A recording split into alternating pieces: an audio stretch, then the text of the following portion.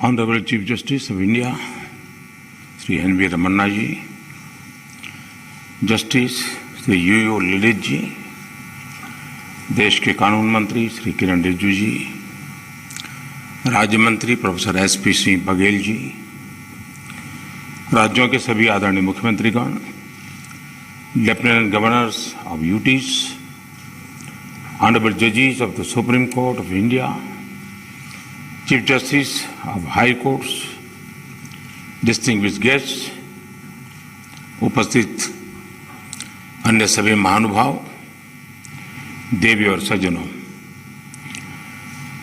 राज्य के मुख्यमंत्रियों और हाई कोर्ट के मुख्य न्यायाधीशों की ये जॉइंट कॉन्फ्रेंस हमारी संवैधानिक खूबसूरती का सजीव चित्रण है।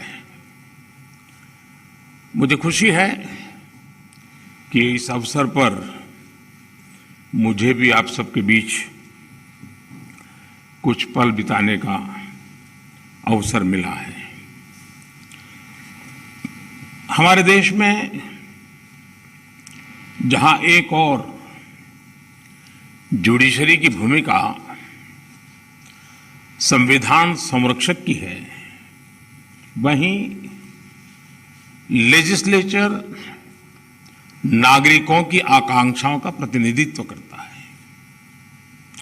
मुझे विश्वास है कि संविधान की इन दो धाराओं का ये संगम, ये संतुलन देश में प्रभावी और समयबद्ध न्याय व्यवस्था का रोडमैप तैयार करेगा।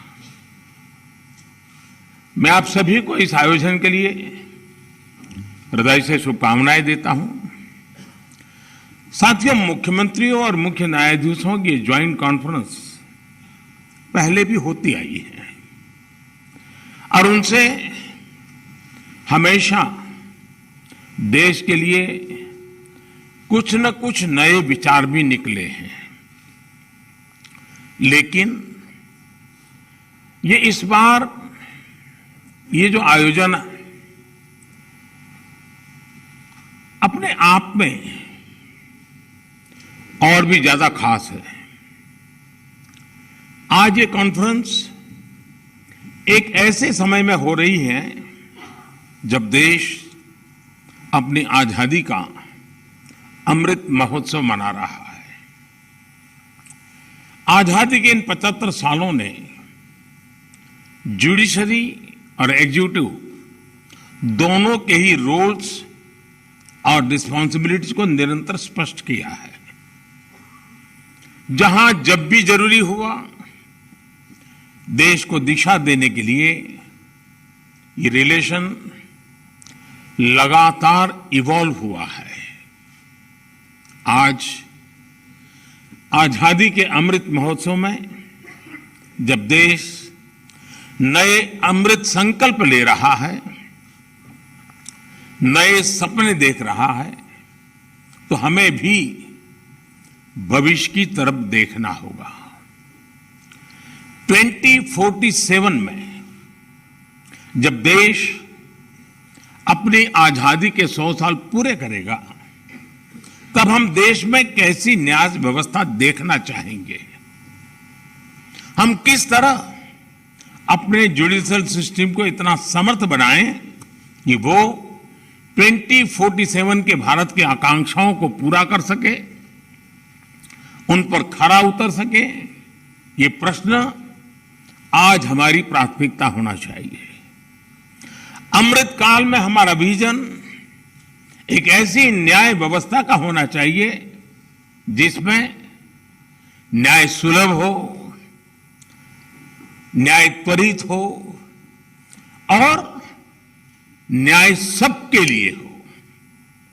साथियों, देश में न्याय की देरी को कम करने के लिए सरकार अपने स्तर से हर संभव प्रयास कर रही है। हम जुडिशियल स्ट्रेंथ को बढ़ाने के लिए प्रयास कर रहे हैं। जुडिशियल इंफ्रास्ट्रक्चर को बेहतर करने की कोशिश चल रही है। केस मैनेजमेंट के लिए आईसीटी के इस्तेमाल की शुरुआत भी की गई है। सबऑर्डिनेट कोर्ट्स और डिस्ट्रिक्ट कोर्ट से लेकर हाई कोर्ट तक वैकेंसीज को भरने के लिए भी प्रयास हो रहे हैं। साथ ही जुडिशियल इंफ्रास्ट्रक्चर को मजबूत करने के लिए भी देश में व्यापक काम हो रहा है। इसमें राज्यों की भी बहुत बड़ी भूमिका है। साथियों, आज पूरी दुनिया में नागरिकों के अधिकार के लिए, उनके सशक्तिकरण के लिए टेक्नोलॉजी एक इंपॉर्टेंट टूल बन चुकी है। हमारे जुडिशियल सिस्टम में भी टेक्नोलॉजी की संभावनाओं से आप सब परिचित हैं। हमारे ऑनरेबल जजेस समय समय पर इस विषय को आगे भी बढ़ाते रहे हैं। भारत सरकार भी जुडिशियल सिस्टम में टेक्नोलॉजी की संभावनाओं को डिजिटल इंडिया मिशन का एक जरूरी हिस्सा मानती है। उदाहरण के तौर पर ई कोर्ट्स प्रोजेक्ट को आज मिशन मोड में इंप्लीमेंट किया जा रहा है। सुप्रीम कोर्ट ई कमेटी के मार्गदर्शन में जुडिशियल सिस्टम में टेक्नोलॉजी इंटीग्रेशन और डिजिटाइजेशन का काम तेजी से आगे बढ़ रहा है। मैं यहां उपस्थित सभी मुख्यमंत्रियों और हाईकोर्ट के सभी चीफ जस्टिस से भी आग्रह करूंगा कि इस अभियान को विशेष महत्व दें, इसे आगे बढ़ाएं। डिजिटल इंडिया के साथ जुडिशरी का ये इंटीग्रेशन आज देश के सामान्य मानवी की अपेक्षा भी बन गई है। आप देखिए, आज कुछ साल पहले डिजिटल ट्रांजैक्शन को हमारे देश के लिए असंभव माना जाता था। लोगों को लगता था, लोग शक करते थे, अरे ये हमारे देश में कैसे हो सकता है। और ये भी सोचा जाता है इसका स्कोप केवल शहरों तक ही सीमित रह सकता है, उससे आगे बढ़ नहीं सकता है। लेकिन आज छोटे कस्बों और यहां तक गांवों में भी डिजिटल ट्रांजैक्शन आम बात होने लगी है। ये पूरे विश्व में पिछले साल जितने डिजिटल ट्रांजैक्शन हुए उसमें से 40% डिजिटल ट्रांजैक्शन भारत में हुए हैं।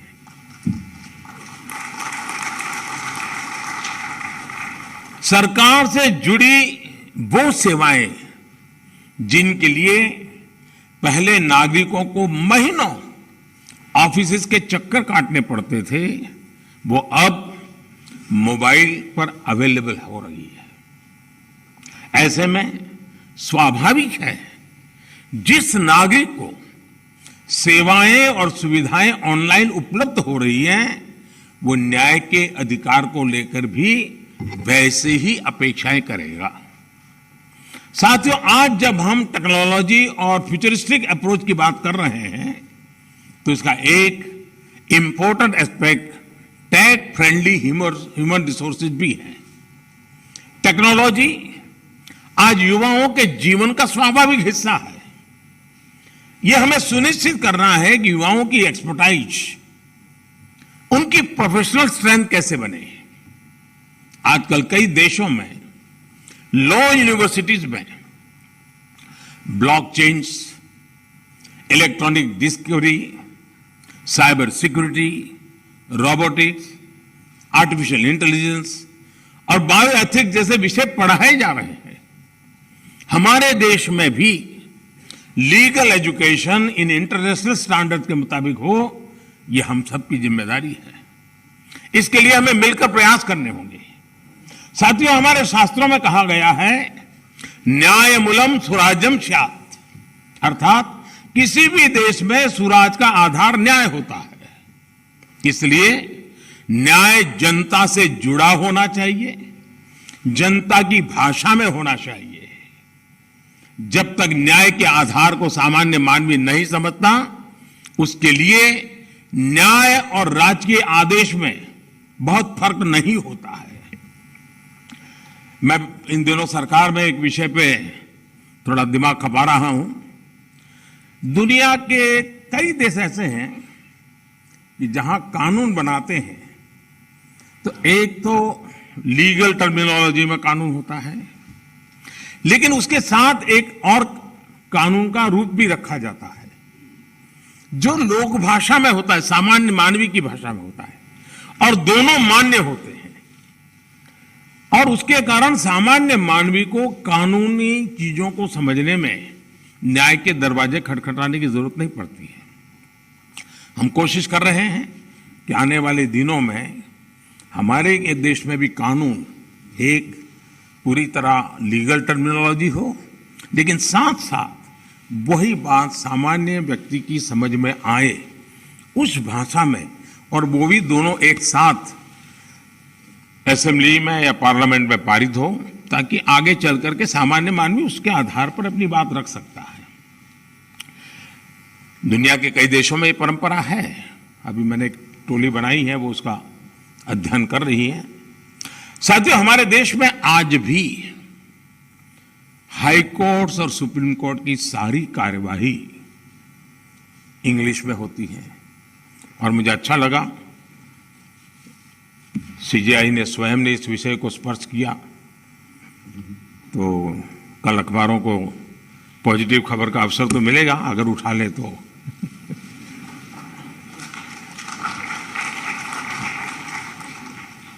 लेकिन उसके लिए बहुत इंतजार करना पड़ेगा।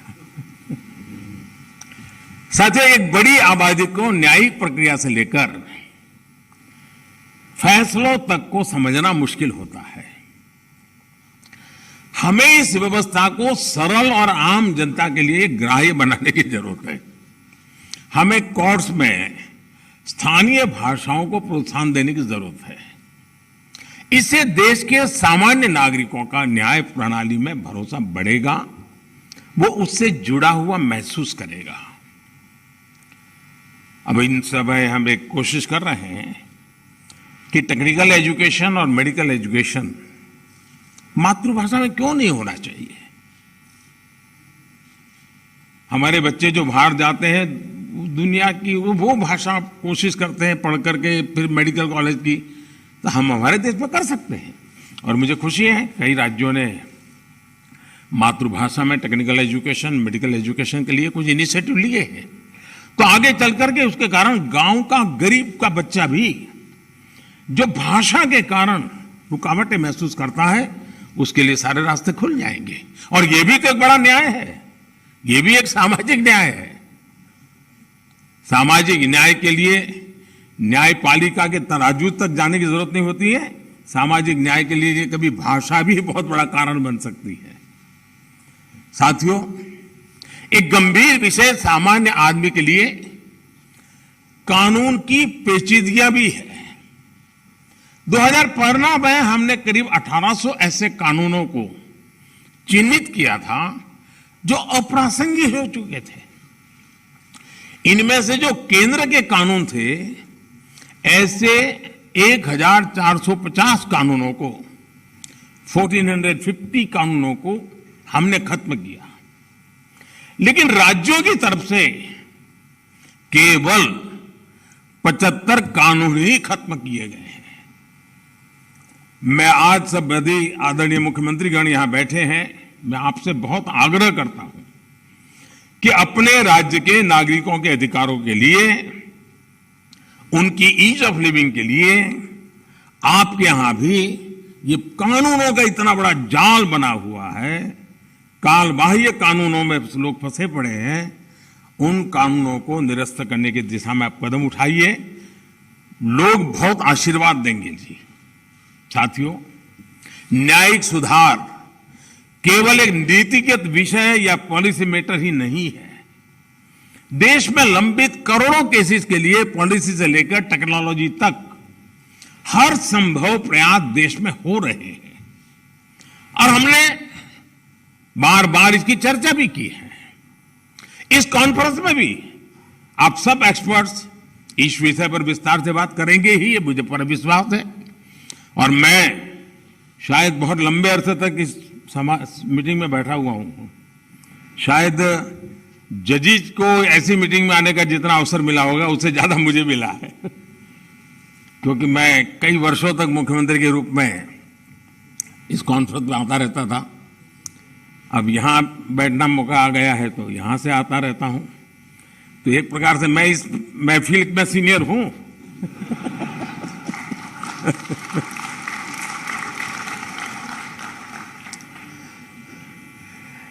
साथियों, इस विषय में जब मैं बात कर रहा था तो मैं मानता हूं कि इन सारे कामों में मानवीय संवेदनाएं जुड़ी हुई है। मानवीय संवेदनाओं को भी हमें केंद्र में रखना ही होगा। आज देश में करीब 3.5 लाख प्रिजनर्स ऐसे हैं जो अंडर ट्रायल है और जेल में है। इनमें से अधिकांश लोग गरीब या सामान्य परिवारों से हैं। हर जिले में डिस्ट्रिक्ट जज की अध्यक्षता में एक कमेटी होती है ताकि इन केसेस की समीक्षा हो सके। जहां संभव हो बेल पर उन्हें रिहा किया जा सके। मैं सभी मुख्यमंत्रियों और हाई कोर्ट के जजेस से अपील करूंगा कि मानवीय संवेदनाओं, उन संवेदनाओं और कानून के आधार पर इन मामलों को भी अगर संभव हो तो प्राथमिकता दी जाए। इसी तरह न्यायालयों में और खासकर स्थानीय स्तर पर लंबित मामलों के समाधान के लिए मध्यस्थता, मीडिएशन भी एक महत्वपूर्ण जरिया है। हमारे समाज में तो मध्यस्थता के जरिए विवादों के समाधान की हजारों साल पुरानी परंपरा है। आपसी सहमति और परस्पर भागीदारी ये न्याय की अपनी एक अलग मानवीय अवधारणा है। अगर हम देखें तो हमारे समाज का वो स्वभाव कहीं ना कहीं अभी भी बना हुआ है। हमने हमारी उन परंपराओं को खोया नहीं है। हमें इस लोकतांत्रिक व्यवस्था को मजबूत बनाने की जरूरत है। और जैसे चीफ साहब ने ललित जी की तारीफ की, मैं भी करना चाहूंगा। उन्होंने पूरे देश में भ्रमण किया, हर राज्य में गए इस काम के लिए, और सबसे बड़ी बात है कोरोना काल में गए। साथियों, मामलों का कम समय में समाधान भी होता है, न्यायालयों का बोझ भी कम होता है और सोशल फैब्रिक भी सुरक्षित रहता है। हमने इसी सोच के साथ संसद में मीडिएशन बिल को भी एक अम्ब्रेला लेजिस्लेशन के रूप में भी पेश किया है। अपनी रीच लीगल एक्सपर्टाइज के साथ हम मीडिएशन से सॉल्यूशन की विधा में ग्लोबल लीडर बन सकते हैं। हम पूरी दुनिया के सामने एक मॉडल पेश कर सकते हैं। मुझे पूरा भरोसा है कि प्राचीन मानवीय मूल्यों और आधुनिक अप्रोच के साथ इस कॉन्फ्रेंस में ऐसे सभी विषयों पर आप सब विद्वज्जन विस्तार से चर्चा करके, मंथन करके उस अमृत को लाओगे जो शायद आने वाली पीढ़ियों तक काम आएगा। इस कॉन्फ्रेंस में जो नए आइडियाज निकलेंगे, जो नए निष्कर्ष निकलेंगे, वो नए भारत की आकांक्षाओं को पूरा करने का माध्यम बनेंगे। इसी विश्वास के साथ मैं फिर एक बार आप सबके मार्गदर्शन के लिए मैं आपका आभारी हूं और मैं सरकार की तरफ से ये विश्वास दिलाता हूं कि देश के न्याय व्यवस्था के लिए सरकारों ने जो करना होगा, चाहे राज्य सरकार हो, केंद्र सरकार हो, वो भरसक प्रयास करेगी ताकि हम सब मिलकर के देश के कोटि कोटि नागरिकों की आशा अपेक्षाओं को पूर्ण कर सके और 2047 में देश जब आजादी के 100 साल मनाए तब हम न्याय के क्षेत्र में भी और अधिक गौरव के साथ, और अधिक सम्मान के साथ, और अधिक संतोष के साथ आगे बढ़े। यही मेरी बहुत बहुत शुभकामना है। बहुत बहुत धन्यवाद।